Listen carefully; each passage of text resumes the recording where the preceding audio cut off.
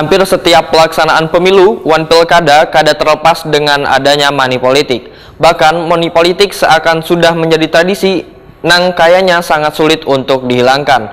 Money politik ini akan menjadi PR secara terus-menerus bagi Bawaslu Kalsel agar bisa menekan money politik melalui kewenangan nang telah diberikan. Hampir setiap pelaksanaan pemilu maupun pilkada akan terlepas dengan adanya money politik.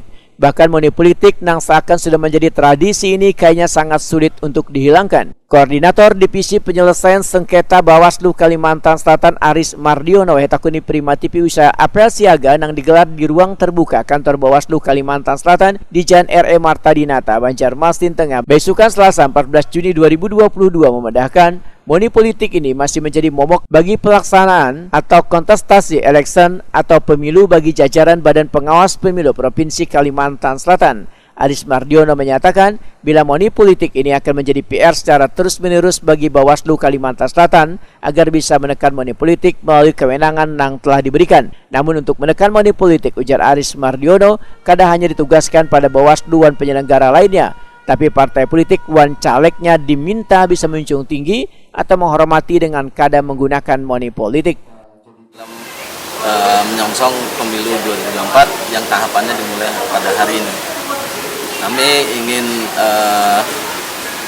secara internal kami ingin menyiapkan diri bahwa melalui apel ini kami siap untuk menghadapi pemilu 2024.